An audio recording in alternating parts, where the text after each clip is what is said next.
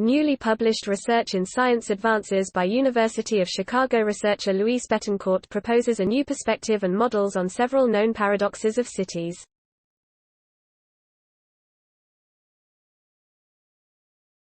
Namely, if cities are engines of economic growth, why do poverty and inequality persist? If cities thrive on faster activity and more diversity, why are so many things so hard to change? And if growth and innovation are so important, how can urban planners and economists get away with describing cities with Groundhog Day-style models of equilibrium? Developing improved collective actions and policies, and creating more equitable, prosperous and environmentally sustainable pathways requires transcending these apparent paradoxes. The paper finds it critical that societies embrace and utilize the natural tensions of cities revealed by urban science in order to advance more holistic solutions. To understand how cities can be simultaneously fast and slow, rich and poor, innovative and unstable, requires reframing our fundamental understanding of what cities are and how they work, says Bettencourt. There is plenty of room in cities to embody all this complexity, but to harness natural urban processes for good requires that we modify current thinking and action to include different scales and diverse kinds of people in interaction. This is the goal of a new paper entitled, Urban Growth and.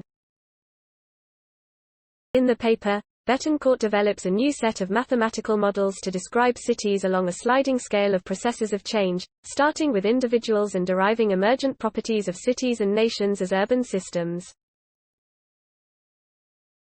At the heart of these models is a balancing act. Humans must struggle to balance their budgets over time, including incomes and costs in units of money or energy.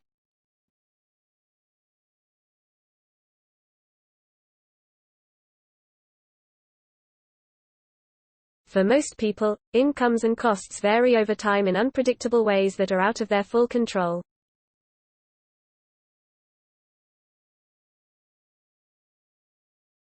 In cities, where we are all part of complicated webs of interdependence for jobs, services and many forms of collective action, these challenges gain new dimensions that require both individual and collective action.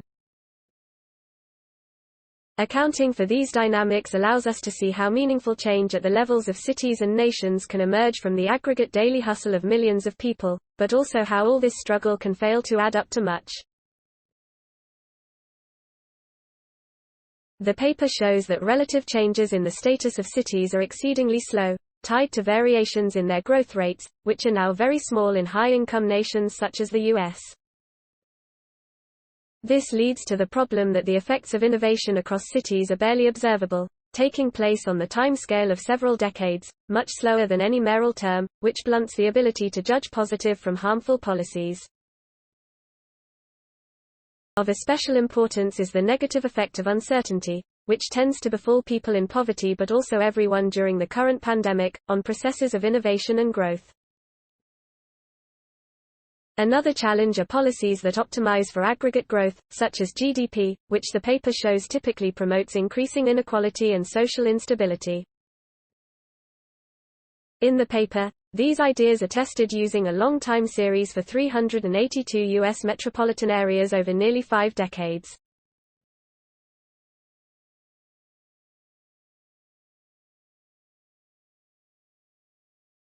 Helping more people be creative and gain agency, in part by reducing crippling uncertainties, is predicted to make all the difference between a society that can face difficulties and thrive or one that becomes caught up in endless struggles and eventually decay, says Bettencourt. Please support my channel to grow by pressing subscribe button and the bell icon. We will notify you new tech videos. Thank you.